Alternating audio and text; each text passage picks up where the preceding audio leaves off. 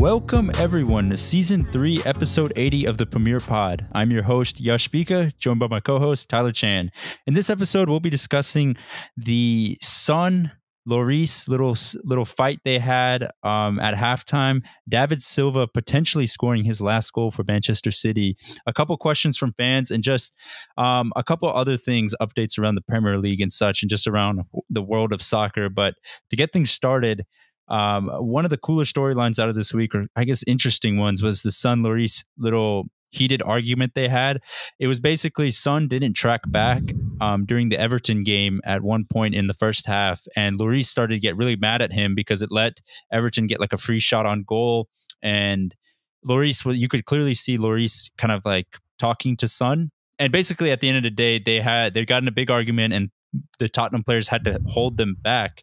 And Mourinho, after the game, said that he actually enjoys that and he likes his players taking accountability for each other, because it was something he kind of mentioned that he talked to his players after the Sheffield United defeat. He talked to them about, hey, we have to start taking having accountability, being more vocal. And Lloris, I guess, took that really head on because he is the captain, and it led into that fight. But I thought it was very interesting because obviously we all know this happens behind the scenes all the time. I mean, that's just naturally how things go. You can't be buddy all the time. However, most teams would like to do this and like to keep all this stuff behind the scenes or in the locker room or during training sessions when no media or no one can see. But Tottenham is doing this out in the public, and Mourinho loves it. And it's really interesting because it kind of goes back to that two different philosophies where Mourinho is more of like that old style type of way where he wants to have all these arguments, and he's basically any press is good press, and that's the way Mourinho likes to work. I don't know if it's necessarily like old style. I feel like if this was equivalent to like friends or like a relationship in real life between two people, that's like when you go to a restaurant and you see two people shouting at each other in public, and you're like, man, what's happening over there? It's just all shouting, and just like a fist fight goes down, like someone throws food at someone, like water, like you get that cup of water, you throw it into someone's face. Like it's kind of like that, except this is like the football equivalent where we see Son and Lloris going at it. But I mean, eventually they hugged it out. But even then, I don't know. It's a part of the game. Like you see this in other sports as well, like football, American football especially. And like when something happens, or like in the classic NBA championships, in the Cavs versus Warriors final, you see J.R. Smith didn't know which side was which, and then you see LeBron shouting at him like on the court. So I mean, like things like this happen. But for me, I feel like it's more effective to kind of talk about, this kind of arguments or have these kind of discussions behind the scenes rather than kind of out in the public, because then everyone interprets it. Yeah, interprets it like kind of negatively. And also it's a little embarrassing at the time. Then it's like you kind of literally just put them on blast. It's like, oh, you didn't do this. And then it's in case for the people who missed it, it's like, oh, here, yeah, he didn't do this. So for me, it's all, I'm more of a person that believes is like, maybe some things are better said, afterwards. But maybe Lloris also just wanted it more immediate, where it's just like, I need to tell Son immediately so that he knows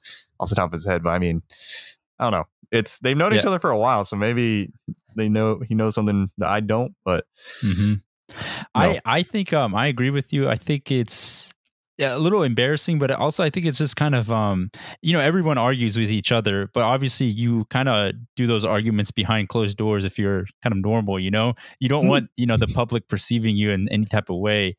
And, when you put this out in the public, anyone can kind of run away with, their own little arguments, so they can make up stories in terms like, oh, this is why Son needs to leave or Lloris needs to get out of here, and then Mourinho is kind of like the guy that he's the hype man. He's just trying to he's the instigator. I know, he's literally instigating his own team to argue more in public. I mean, it's classic Mourinho, classic Mourinho content.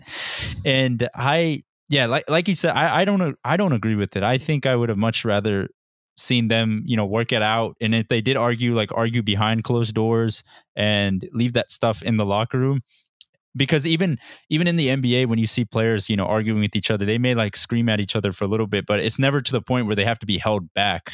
Not all the time. You see it occasionally, but these two players had to be held back by their own players. So, I don't know. It's a little, I just don't agree with it. I don't agree with it, and I think there was another topic for Tottenham because they played Bournemouth today and they didn't register a single shot on target. And Roy Keane said something. He said that this Tottenham squad isn't filled with world-class players. It's a bunch of average players. And the reason he said that was because the lack of investment in the squad has led that squad has become so complacent that no one's really pushing each other anymore. And he said if you take Harry Kane out of that squad, this is like kind of a mediocre team.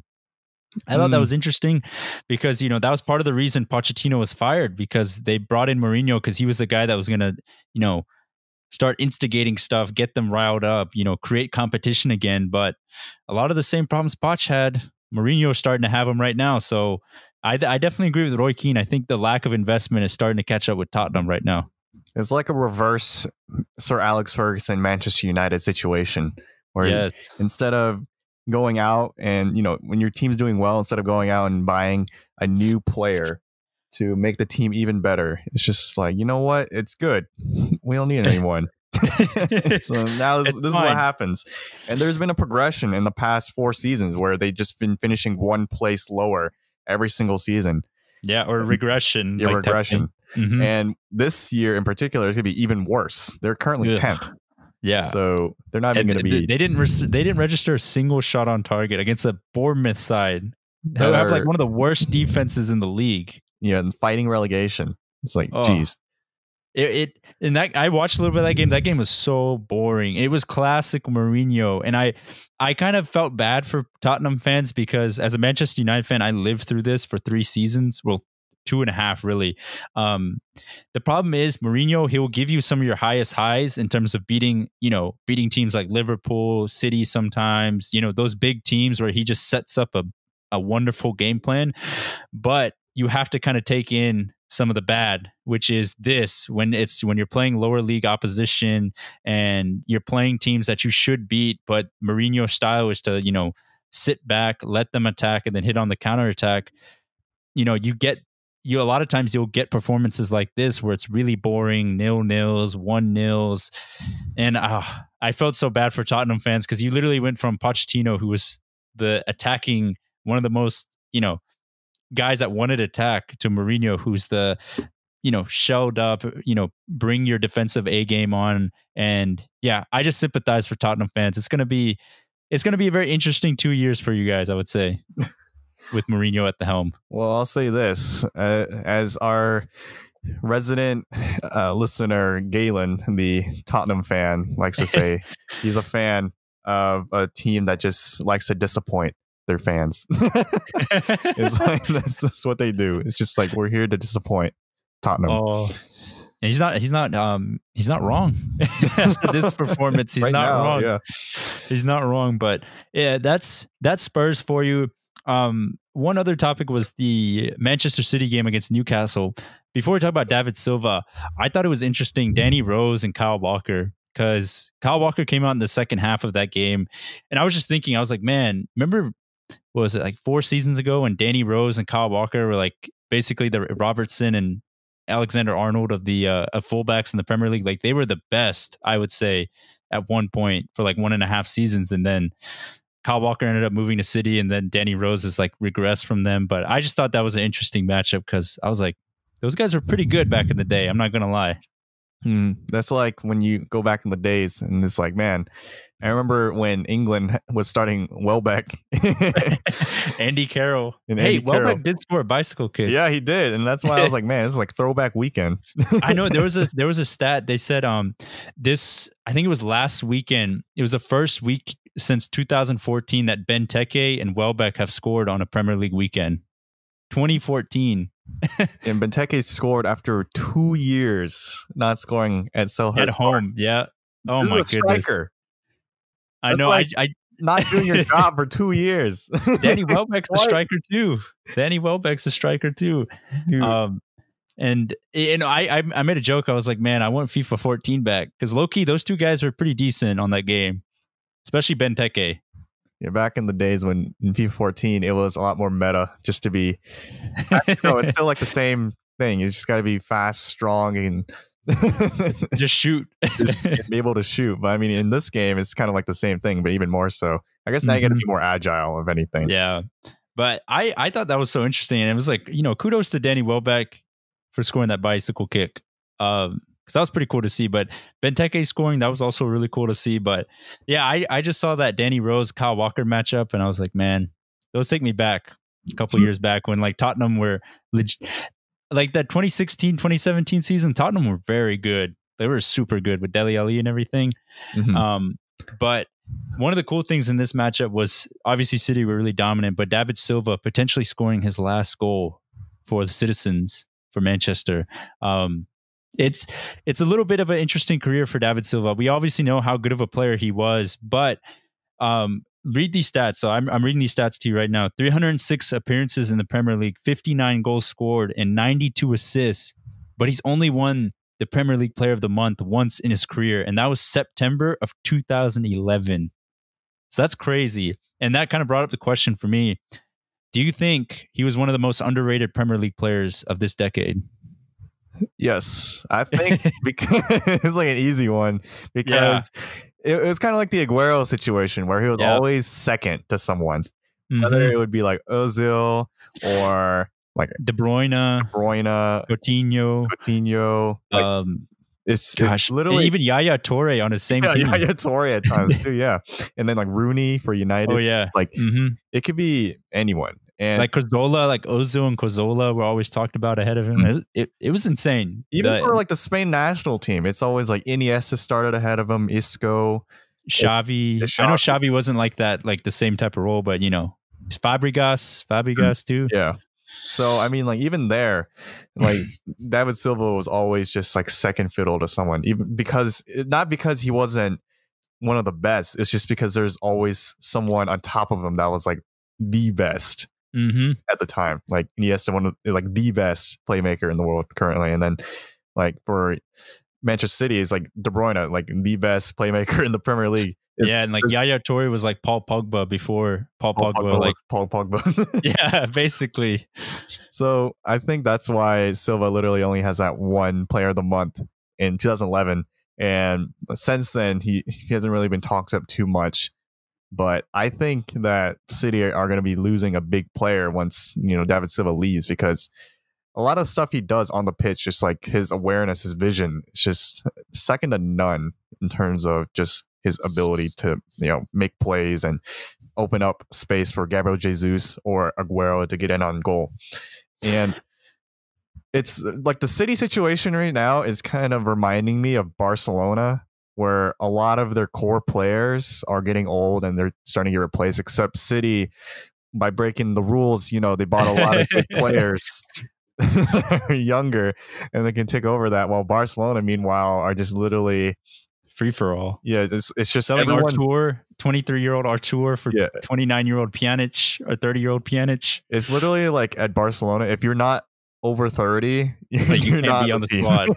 Yeah, you can't be here. You can't be here. So like that's, but then at City, they're like, oh shoot, we probably can't have all these old people on the team. So I think they've literally bought a replacement for every player besides Company. I mean, you could say Laporte, but they don't have like a second center back. So they like have a leader back. Yeah. And then you have Rodri for Fernandinho, Jesus for Aguero, Kevin De Bruyne for David Silva, and like Bernardo Silva basically. Phil Foden for David Silva is what. Yeah, exactly. They're saying he's like the replacement and such. So I think they've done a pretty decent job of replacing him. I think for David Silva, I think it was maybe in 2014 or 2013. I was watching like one of these Sky Sports analysts of him analyzing his game on YouTube. I think it was Henri who said that for him, he really liked the way Silva played because he wasn't like an Ozil and such who waited for the game to come to him. Silva was always one of those players that could make the game. He could bring the game to himself. Like he didn't have to wait for the game to come to him. He could just make things happen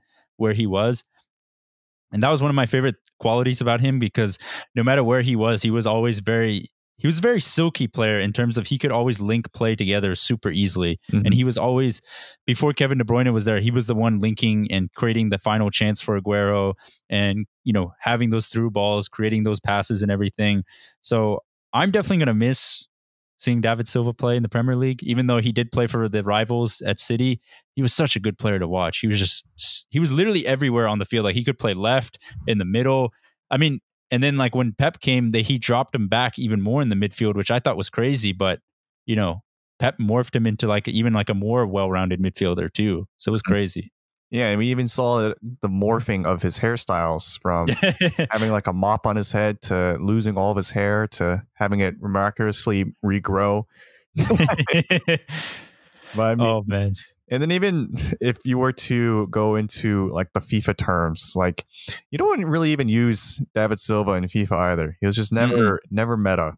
He was because he didn't a high-rated player, but just never used him. Yeah, because he wasn't blessed with like physical attributes in terms of being like very tall, very pacey.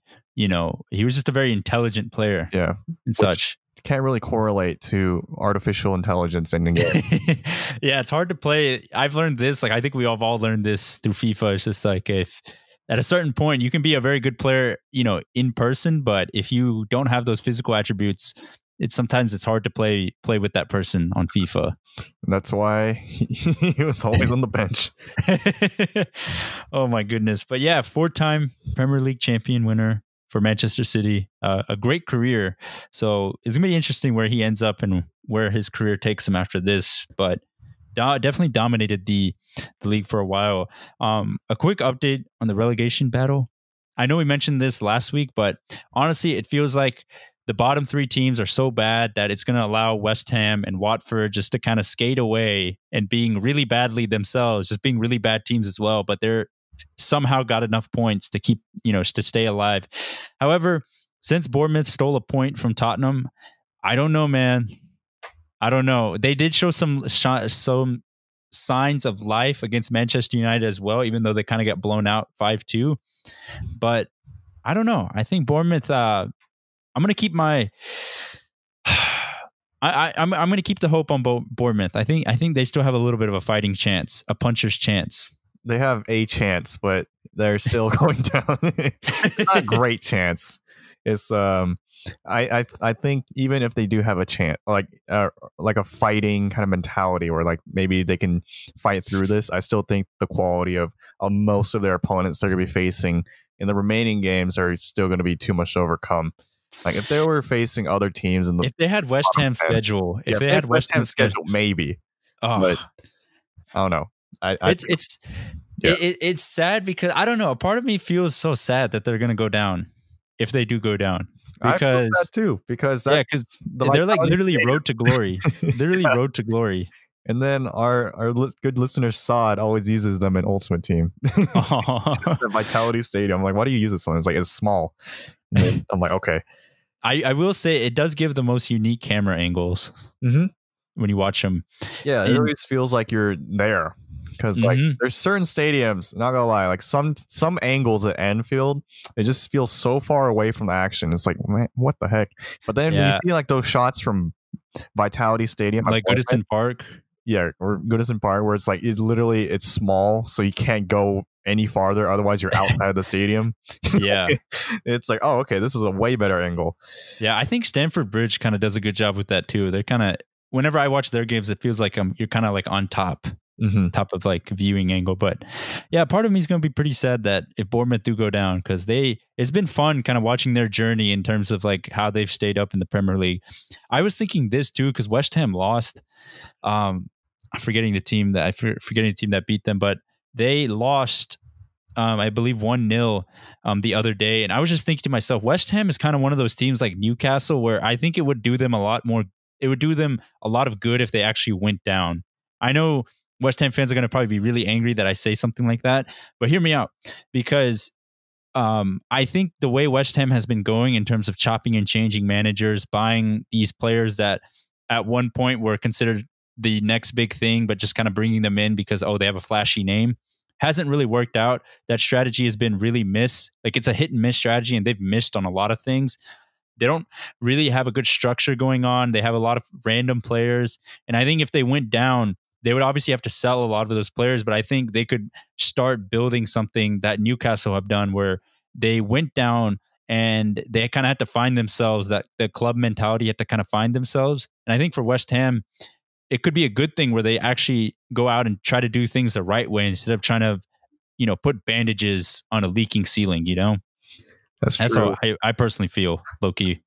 I don't know. It's kind of risky because sometimes you could be like Sunderland, and Yeah, then it could go horribly wrong. and then you see themselves in League One. You have Chris Coleman as your manager. Yeah, poor management, just not quality players. Like all the good ones left, all the random players like Jock Rodwell are just there soaking up wage cap. Like Felipe Anderson, Sebastian Aller. Wage cap. But I know. Like they can't afford everyone, so it's like, all right, we gotta choose which players we can pay. But I don't know. There's, in my opinion, I always still try to. I would say if you need to rebuild, I would try to stay in the Premier League. Even like I think. I think what you're saying though, because like when you go down, you're forced. Like you have no choice. You really have to look at yourself in the mirror and be like, well, I have no one to blame but myself. Yeah, but then if you're still in the Premier League, at least you can still be like, all right, we can go either direction, but at least we have money. That's a big thing. Because they have like that huge stadium as well. Yeah. God. There was a stat, I'm not joking, there was a stat that since Dimitri Payet has left, he's actually created more chances in his short West Ham career than any other West Ham player has had since he left. Payet was another class though when he was at West Ham. That's insane. Crazy. That's like, we're talking about like 5 years since he left, 4 years. Dude, Payet was one of those players that was above Silva. Oh yeah, exactly. Dude, Payet was amazing though. Yeah. Free kick maestro. I still remember this free kick against Crystal Palace. But oh my gosh. This is a different kind of tangent. But speaking about relegation, also want to mention promotions from the Empire Champ underneath. Because currently there are 4 games left in the season. And Leeds United are first. And West Bromwich Albion are second.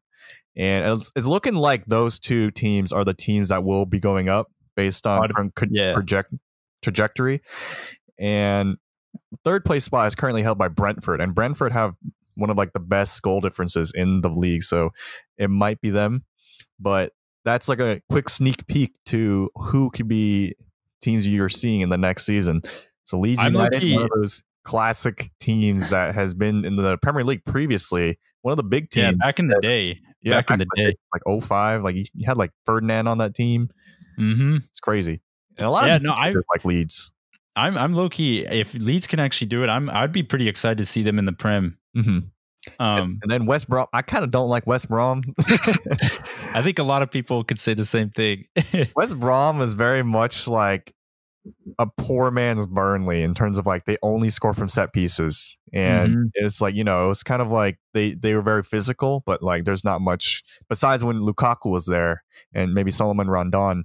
It wasn't really too much like creative play, so it was very much like physical brute kind of team. But who knows? Maybe they're a lot different coming into the Premier League next season. And for the third team, I don't know. It could be anyone. It could be Brentford, Fulham coming back. I don't know. I just know that it'd be interesting to see like a team like Brentford, a team that we haven't really seen before in a while at least. And I've been looking into that Empower Champ and also noticing certain teams that were relegated a few seasons ago or even last season, like certain teams like Huddersfield, they're in a relegation fight, and Stoke City are in the relegation fight, and I'm like, oh my gosh. So that's why I'm also a little more hesitant to be like, just drop down into the lower league. It'll be fine. And it's definitely it definitely is a risk, and I think I guess when I said it, I was looking at more of like a little bit more playfully, but definitely it does come at a risk, because if you don't take things very seriously in the championship because you play so many games in a season, you definitely can find yourself, basically stuck in the championship or maybe even getting relegated, which is even worse. Yeah. So, and even other teams like Middlesbrough, not too long ago in the Premier League, in the Premier League relegation battle. Yeah, because I'm seeing Hull City right now in the bottom 3, and then Stoke barely barely keeping alive. I still don't like Hull City. Ever since that one game. And they gave you Robertson. They gave us Robertson, that's true. But I mean, in 2013-14, I still remember we lost to Hull City. And I was like, man, that was such a pivotal game in that season because we were. I feel like that kind of game was just one of those games where if we didn't lose those points, we would have been in that title race just a little bit better. But I guess like it's kind of like a butterfly effect, where it's like we just had to go through all those years of pain just to get to where we are now. Yeah, I mean, if you guys would have won that year, you may have never gotten Klopp. That's true. Stuck with Brendan Rodgers. So maybe I should be cheering on for Hull City. Oh man, gosh, and I would also mention this: Leicester City, they won. They finally got out of their rut and actually won a game, and it's going to be interesting because if they keep winning and United keep winning, it's basically the last game of the season is Leicester versus Manchester United. And if United win, they'll leapfrog Leicester and getting into fourth place. So that's basically going to be a very pivotal game in terms of the finishing in the top 4 race, especially if Man City don't get if their ban gets upheld, or am I getting the right vocab? Upheld or overturned? Overturned, I think would be better in terms of. Okay, yeah. Overturned, yeah. If the Manchester City's ban gets overturned and they keep their Champions League spot, that's going to be a very interesting battle for fourth place. And I know a lot of jokes were coming out, Brendan Rodgers capitulating and just, choking up the end of the season. But he's definitely the pressure's on for Leicester, I would say, right now. And, Nacho kind of stepping up and Vardy scoring his 100th goal in the Premier League. And he only started in the Premier League in 2014-15. That's crazy. I know. And he was a late bloomer too. It wasn't like he's like a 20-year-old growing and developing in the league. That's kind of like how I'm kind of seeing life right now too. It's like, maybe we can still make it in. Yeah, it's just like, if you don't practicing. No, I think it's true. I mean, look at Van Dijk. It took him a while. Robertson took him a while. That whole Liverpool squad, like Mane, took him a while to bloom and everything. Never played semi-professional yet, but not too late. Hey, you got to start off at Sunday League. Oh my God. Got to start by working out first, if anything. Of course. Yeah, I need to get back in the gym. It's been a while. There we go. That was the real part of the podcast. Just exactly the sadness. What we've been doing during quarantine. Nothing. But this kind of leads us into some questions we have from fans. They're both centered around Manchester United, but our first question from Strange Intellectual PhD, she asks, is this starting to feel like old United again? And I must say, I'm very excited and I am super optimistic, but this little thing in the back of my head just keeps me a little worried because I don't want to get the hopes too up in terms of, I want to keep things realistic because there's no way we can go from being literally 30 points. I think, what is it? Are we 30 points or is it? Yeah, like literally close to 30, 20 points away from Liverpool, who are in first place, to next season potentially winning the Premier League title. I just think there's too much ground to be made up in terms of depth, consistent quality. But I think if we keep going at the way we're going, I think we can really challenge for maybe getting that second place and just really putting our foot on the pedal and being a little bit more consistent throughout the entire season, because this isn't the first time that Manchester United have shown flashes of being very good. And this is the first time this season they've kind of held up to that quality. But we've seen under Louis van Gaal, a little bit under Jose Mourinho, there's been times where they look like they're like starting to gain a lot of form and they start going on these big runs, but they're never able to really sustain it and keep it going for the next season. And I'm just very curious to see how they keep it up for next season. But I'm super excited right now. I think they have a lot of things going good for them right now. And from my perspective, I feel like it kind of is very similar to Yash's perspective in that it is all about consistency because, under the Sir Alex days, it was very much like no matter who we brought in, it was always much like what the result was going to be. And they had some anchors in that team. They had like Ryan Giggs, Paul Scholes. Yeah. Roy Keane. There's like Rio Vidic, Ferdinand, Vidic, Evra. I mean, it was like legends out there. Van der Sar. Yeah. Crazy. So like the usual suspects. And in the past few seasons, we've seen, the number 7 in particular be someone different. Like I would say every single season. You got Memphis. Yeah. Antonio Valencia was the number 7 one season. And like Di Maria. Oh.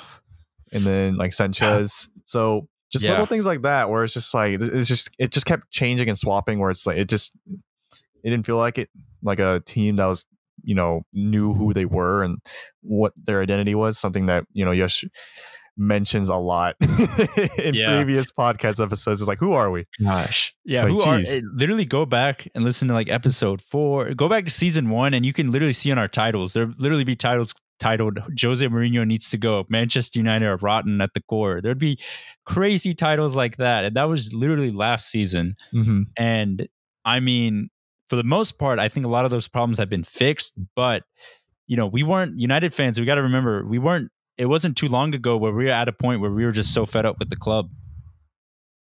So it's important. It's important to keep things in a little bit of perspective. I think one thing I would like to see is just, like you said, more consistency. And I know things are going well right now, but I know we need to strengthen in the transfer window in terms of trying to bring in more depth and bringing in maybe some more first team quality, because one thing I've always seen with United is once things get a little bit comfortable, the board doesn't really go out of their way to invest in the squad. And they start making moves that are kind of a little bit random. So I just want to make sure the board knows that they have to keep it going and they have to keep the momentum going. And I must say, Bruno Fernandes, man, I know, Tyler, you said you were pretty jealous when United signed him. I was like, this guy, his overall persona, the way he plays, the way he commands the ball, like his leadership qualities. I mean, he was signed in January, and I think he's honestly, if he keeps this up, the amount of goals he's scoring, the assist, he could be one of the best January signings in Premier League history, close to like, Van Dijk level, or Luis Suarez level, because this guy's incredible.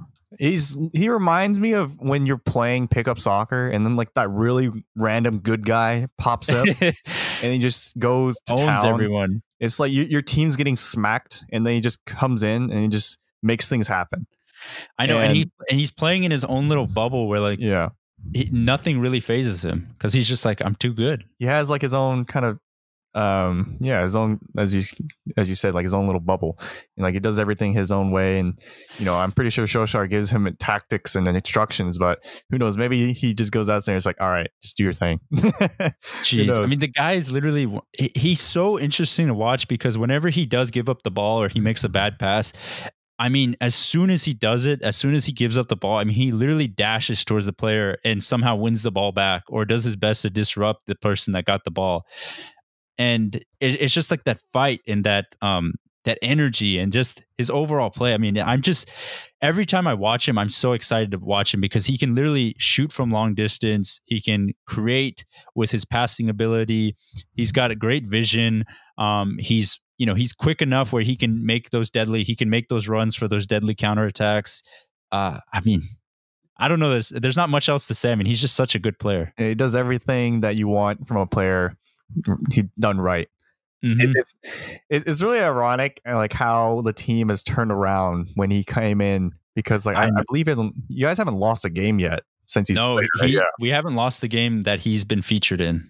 Exactly. So it reminds me a lot of my final recreational soccer league season, where it was my senior year of high school. I don't know if I mentioned this on the podcast before, but like during my senior year of high school, I had a whole bunch of friends that wanted to play soccer that never played before.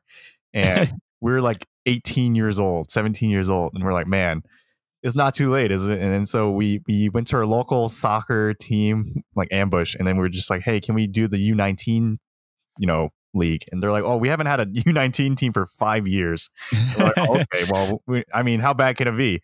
It's usually because when you play recreational soccer for like U14, U12, U16, there will be people that have never played before, or like people that have never played a sport before in these leagues. But at U19, what we discovered was that it's only people that have played soccer before but just didn't play high school, or just for some reason just didn't play select or travel. They just wanted to play rec. So we lost every single game until the final game of the season when half our team was injured because, most of our team didn't play soccer before, or we just weren't very athletic. So we instead had some friends that were on varsity teams for, local high schools around us, from like our own high schools or just from high schools of people that we knew. Like, we knew these people. It's just like, we just know, it's like, hey, can you help us out for our final play? So they came in and we lost our player cards, like, quote unquote, lost our cards that kind of identified who was on the team. So we just had like a roster name. It's like, all right, we don't have the identification for who these players are. We just have the roster name. And then the ref was like, all right, whatever. It's like the last game of the season. So then he went down the list. It's like, all right, Tyler. It's like, oh, that's me. And then, it's like Yash. It's like, all right, it's, Yash, blah, blah, blah, blah. And then it'd go down to the people that weren't supposed to be there. It'd be like, all right, so Sammy Kim. And then it was some like Caucasian dude, like a Korean guy. And then it was just like a whole bunch of goofy stuff going around. And then we had like another friend, like Omar, play as one of my other friends named Nabil. So it's just like little things like that. And then eventually we had one of the star players for one of the top in Georgia, at least, or in the US, like everything is, or high schools are classified based on how big they are, like 7A, 6A, 5A, like kind of things like that. And like 7A is kind of like the biggest you can get, I believe. Is that right, Yash? I think to be honest, I should know more about it, but I get really confused whenever I see it. I don't know about you. I get in terms confused. Of like reference, that's like your graduating class is like 1,000 people. It's like 7A. Was that your school? No, 7A? My school is like 5, and we had like 400 in our graduating class. So we had one of the top players from like a 6A school, from varsity team, come on and play for our team. And so we had about 4 or 5 players that weren't supposed to be on our team. No, 6 players actually. That's like half our team, more than half our team, just starting in our final game, and we're facing an undefeated team. And we were down 2-1 at halftime. We're like, how is this possible? We literally have like varsity players and JV players on our team that shouldn't be here. But eventually in the second half, they just turned up, and then we won 4-2. But it's like little things like that where I'm just like, that reminded me a lot of like when Bruno Fernandes came in. Yeah. It's like when you're playing that Diego on our team. It's like when we played Reed Soccer. I mean, we have 2 guys that are really good, Alec and Raj. Shout out if you know who they know who they are. But they're so good that like whichever team they're on, that team most probably will win the game, because it's one of those things where you can just kind of give them the ball and they just know how to create. And, you're pretty much golden. And I think that's what the same thing with Manchester United is. Just when you have the guy this good, you just kind of give him the ball and let him do what he wants to do. This is a very weird tangent, but in terms of a real life analogy, this is what United is in right now. Honestly, varsity player going off. And this kind of brings us, I guess, into our next question from Nathan. Nathan Moore, shout out. Check out the episode we did with him last season, on season 1, actually. So this was last year, 2 seasons ago. Yeah. He's an Arsenal fan, but he came on and we had a pretty funny chat about just a whole bunch of things concerning the Premier League and all that. But yeah, he's a huge Arsenal fan. He posted this question: thoughts on United's ability to carry this form into next season? Kind of spoke about this in the last question, but if they can my biggest thing is if they can keep Paul Pogba and they can sign him up to a long-term deal. And it looks like, from everything I've been reading in the interviews I'm seeing, Pogba is actually a lot more happier now, because there seems like an actual style of play. Everyone is happy. Everyone knows what they're doing. The overall club morale is just more happy than it was under Mourinho. If they get him signed up long-term and they add more pieces, I really think this team can go out and do some good things next year. But it's just all about keeping Pogba signed up long-term. If they lose him, I don't think they can, really. I also think it's part also to make sure United keep most of their core starting 11 healthy, because I remember at some point in the season, it was like Rashford's out, Martial's out. It was like, and then all the strikers are out, and then it was McTominay was out. It was like Fred and Pereira in the midfield. Fred and Pereira were literally the midfield 2. Fred and Pereira. We're basically CDMs. Oh my goodness. The epitome of what makes a good midfield. Lingard was playing number 10. Dan James was out in the right wing, and then we had Dan James was your best player. Yeah. For a period of time. No offense. I think Dan James is good, but he's not. I don't think you can clearly tell anyone that's watched this United team since the break. Mason Greenwood is like miles ahead of Dan James. Mm-hmm. And it's pretty crazy how Greenwood just kind of popped out. Like you mentioned, I remember at the very beginning of the season, it's like, look out for this preview. Go to the preview episode. Solskjaer talked about this before the Chelsea game. He said Greenwood is the best finisher out of the finishers he had, which were Martial and Rashford. He was the best, most natural finisher. I remember you mentioning that, and I was like, he should start more. I know. Where's this guy? But I guess they 16 goals, only 18 years old. 16 goals in all competitions at 18 years old. People were saying, I think I saw this conversation on Twitter. They're like, this guy's probably like the best finisher for England since Michael Owen. Jeez. That's high praise. That is high praise. And I don't want to put out that comparison because obviously Michael Owen had ridiculous amount of pace. But gosh, I mean, literally he's getting to the point where I've watched this guy and it's like, I honestly feel like he's going to score every time he shoots. Like he's that clinical. Everyone's comparing him to Robin Van Persie, but dude, this guy's supposedly best foot is his left foot, but he's literally, have you seen the goals he scored on his right foot? I mean, they're literally rockets. Yeah, it's incredible. Having a 2-footed guy this young, I don't know. How do you feel as a Liverpool fan? And do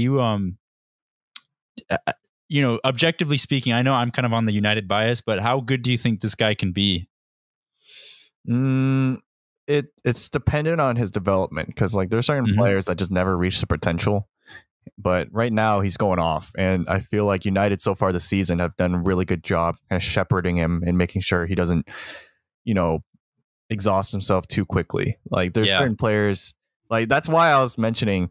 I was like, Greenwood, he's one of the best finishers at United, but he barely played any minutes until more recently now. And I think he got a lot more training, a lot more. He pulled on a lot of muscle during the coronavirus outbreak, during the pandemic. Yeah, he put on like lost muscle. But, he apparently that impressed a lot of the coaches that he was able to put on the muscle and make himself more physically fit for the league. So, I mean, like little things like that. So maybe Corona gave him the opportunity to, close that gap. And then now we're seeing more fruits of that in these games. Because maybe if they did give him that opportunity without this period to, bulk up and, take time away, maybe he wouldn't be doing as well. But I think over time, it'll kind of be the bigger factor. Can he keep this consistently? Because, even Rashford, he had like a good stint at the very beginning, and then he had like a little run where he was kind of struggling, but then now he's coming back into a little bit better form. And then you see that with Martial as well. So it'll be kind of dependent on Greenwood because like he's still 18 years old, as you said. So who knows? And I kind of think about this, like I feel like United, they're playing career mode, and you know how you have like that random youngster who's like, if you're doing a career mode with a big team, you have that youngster that has a potential of being really good, but you have to play it safe because he's like a 71 overall rated and your whole squad is like 80 plus. And you're like, this guy really can't fit in. So you just keep him in that the training wheel. And then finally, once like January hits, he's like, okay, he's like 75. So maybe I can give him a run in the team. And then he just goes off. So I feel like United have just been going like that FIFA career mode way in terms of development. And it was also interesting. I saw this tweet with England. Low-key, pay attention to England's international team for the next coming seasons because they're attacking talent. They have Phil Foden, Mason Greenwood, Bukayo Saka, Jadon Sancho, Rashford, Sterling, James Maddison. Who else am I missing? There's some other guys. There's literally, you can just name most of just like the Premier League players. I know. and low-key, like England could be pretty good when it comes to the national stage, more consistently, I would say. But I mean, it'll also depend on the defense. I would say is the most important bit. Yeah, I guess like they only really have like Harry Maguire, Joe Gomez, Jordan. I mean, yeah, that's the if one. Maybe Dean Henderson. Dean Henderson can keep it up, but after the restart, Dean Henderson has been. Yeah, he's been all right. But yeah, I mean, I don't know. England's gonna be interesting. I wanted to put this real question out. So I think they can carry it. Obviously, dependent on those things, but there's been a lot of conversation. A lot of people are kind of they like to poke jokes at Maguire, saying that there's no way he's more expensive than Van Dijk, and obviously we know that Van Dijk's a better center back. But from your take, who do you think's a better center back, Lindelof or Harry Maguire? They're both very different in terms of defenders and also how they defend. I feel like Maguire, he has a lot of shoes to fill in terms of his price, and he is beaten somewhat easily sometimes when he's taken on by a player that's fast or that's his biggest downfall. He's just a little too clunky. Yeah, he's a little too clunky. Like a little step to the side, and then it's like, oh, you just got past him. And like that kind of like the biggest criticism for someone who's worth the most expensive defender in the Premier League. And like you can't be being beat this consistently. Like Van Dijk, he was not beat by players for like 50 plus games, and then Harry Maguire every single week. Yeah, until Pepe did it. Like one of the best dribblers in the world. But then like Harry Maguire, it's like just every game. Like Stanislas does like a little ball roll. And then in the meanwhile, like Lindelof, it was a lot different. Whereas like he was kind of this like a player who's like, oh, I never even heard of him when United bought him. From Benfica, and he had a lot of potential. And I feel like he's still trying to fulfill that potential. He's not a player, I feel like, that's one of the top defenders in the Premier League. Yeah, he's definitely a more mobile. Like he's a lot more agile than Lindelof. I mean, he's a lot more agile than Maguire, and I think they both do a pretty good job in terms of playing the ball out the back. But I think Lindelof is definitely a lot more willing to run forward and bomb forward a little bit and take the ball out from the back. But his biggest worry for me is that he's not very physical, and a lot of teams like Richarlison and Calvert-Lewin, they will take advantage of that, and they really kind of play like bully ball with Lindelof. I think that's his biggest criticism, is that if you get physical with him, he kind of like whimpers a little bit, I would say. I agree with that. And it's just, I don't know. He just, I wouldn't start him. If there was like another defender, would you put Bailly? I mean, I like Bailly, but Bailly, I feel like can be really, really good, but he is just, sometimes he can make a lot of decisions that I'm just like, what are you doing? He's just so random sometimes. I think more so United just need another defender. Another center back. It's just, I don't know. I don't think Lindelof is the United go-to defender. Like they shouldn't be like, all right, that's our guy. Like what? Yeah, I wish Bailly would have worked out, man. If you ask any United fan, they love Bailly, but sometimes Bailly can like make your head scratch with his decision making. Yeah, and that's like the biggest thing. That's, you don't know. It's certain players have the physical attributes, just not the right mentality, and then also vice versa. Would you say like yeah, and I agree. Would you say like Bailly's like, I know it's kind of off topic, would you say like Bailly's like Skirtle, like a little like, he can be good, but then he can be like kind of like not hot-headed, but like also just really random the way he plays?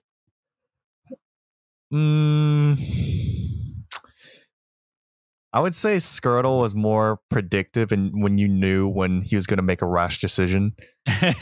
Like, you can give certain scenarios like A, B, C, and it's like, all right, he will do it in this, and this scenarios almost every time, and then he does it consistently.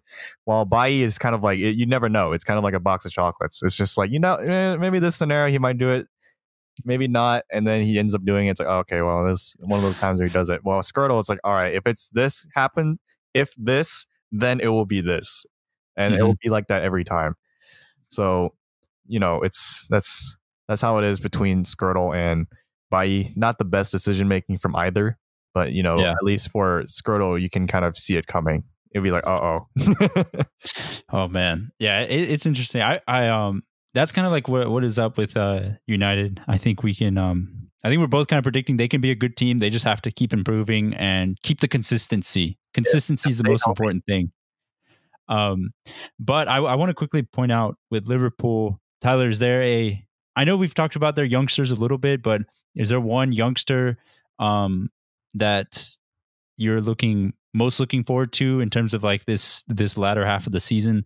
I think Curtis Jones scored, right? Yes, Curtis Jones is one of those scouts players that has been in the academy for a long time, and one of those up and coming players as well that also signed a new long-term contract with Liverpool. So nice. We're thinking Klopp is not signing or looking into other big name players because he has the players in mind already from the academy. So maybe we don't there's been some rumors that Liverpool are linked with Thiago. Do you like that? Because he's like what, 29 at this point. He's like Pjanic, man. Yeah, he's really good. But I mean, would you want him? In terms of who he would take over for, it'd probably be like Keita or Wijnaldum, something like that. So I'd rather they start over Thiago. So I don't know. It's dependent on how healthy these players are too. But in my opinion, I think I would rather have Curtis Jones come up and see what he can do, because even though he's come on as a sub in these past few games, it's been looking a little promising. And also just he's already acclimated to the Klopp system. So you don't have to teach someone like Thiago how to get into the system and how to really play it, even though he'd bring his own kind of bag of tricks. But sometimes it is a little hard to teach an old dog some new tricks in terms of Thiago. It's he's kind of getting up there. And he's never played in a style like this. He's very much been at Barcelona, where it's very much passing, or at Bayern Munich, where usually that team is the dominant team in whatever matchup they're in.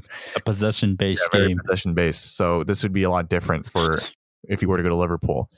And, besides Curtis Jones, there's also Nico Williams, which is... Yeah, he's a left back, right? Right or left, either one. Like right now, he's more left. He started over Robertson. He did start over Robertson. Ooh. But, he has some...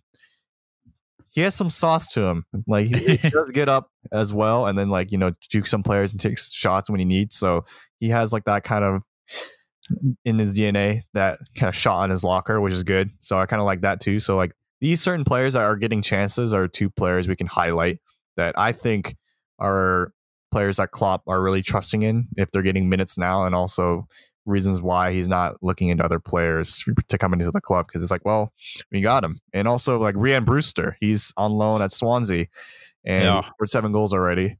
So I think that's I feel you've been talking about Brewster for a while now. Even Brewster has been one of my fave players. He's just a lot of trust from Klopp that he will do well. So I'll trust in that. And even in those small preseason games and those few games that he's played at Swansea, he's been looking a little promising. So we'll see. But I don't know. It's gonna be a lot different when you see a certain player play in the Premier League as opposed to playing a preseason or for Swansea. So we'll have to see from there. But I think he's trusting in the academy, and that might also bring in some new good prospects in the future too. If certain players that are growing up see that, Liverpool are actually playing their academy products rather than buying in the next best player. So that's why certain players like Harvey Elliott is, even though he's a Liverpool fan, he went to the club at age 16. He's one of the best prospects in the world. So I think that's also a thing. It's kind of UGA, I think, in terms of recruiting too. You see, if you see certain players make it big from going to a certain place, I think that'll encourage people. So there's a statistic that came out where UGA's graduates in the NFL accumulated the most salary, the high salary accumulated if you compare all the players from every single college. Yeah. So it's kind of like that scenario where it's if you go to Liverpool, maybe you'll start seeing some good game time playing for one of the best teams in the world in the best league in the world, or the most competitive at least. Yeah, I think the you can also say it with like United and like a little bit with Arsenal too, because like with Phil Foden, he's now getting his chance, but he's like what 21 or 18, but it took him so long to even break into the first team for meaningful minutes, and he's like the only one. Yeah, and like Eric Garcia, like Eric Garcia maybe, but you know he's like the only English player I know of at City that is this hyped up. Or like supposed to be this good. So yeah. And I mean, like, even if you look at like other academies, like the Chelsea one, it's like maybe you'll end up at Chelsea. Most likely you'll end up in the Eredivisie or Man City if you're good enough, or Liverpool. But it's like kind of things like that. So yeah, that's my weird take on it. Yeah, it's definitely interesting. I think obviously this was a that's pretty interesting take because Liverpool obviously are in a position where they can just kind of play whoever they want at this point because they've won the league and they have such a big lead. But that kind of wraps up season 3, episode 80 for us. It was a lot of tangent topics, but it was one of those weeks where there's so much going on, but there was it was kind of like the normal stuff that was going on, but we tried to pick out some of the bigger topics that mattered to us. But yeah, that kind of like a lot, but also not a lot at the same, if that makes sense. Yeah, it's one of those weird ones where it's like there's a lot, but not a lot to talk about in a sense. But yeah, we kind of picked out some of the best stuff for you guys. But please make sure to give us a follow on Twitter and Instagram at the Premier Pod, and follow us and subscribe to us on our YouTube page. We post the full episodes on there as well. Yeah, just hit us up with questions anytime in the future on those social media pages. We're both active on both of them. But yeah, that kind of wraps up season 3, episode 80 for us. Please make sure to rate, comment, subscribe. Tell us what you like, what you don't like. And we'd love to hear what you guys have to say. Thanks, guys. Peace. Peace.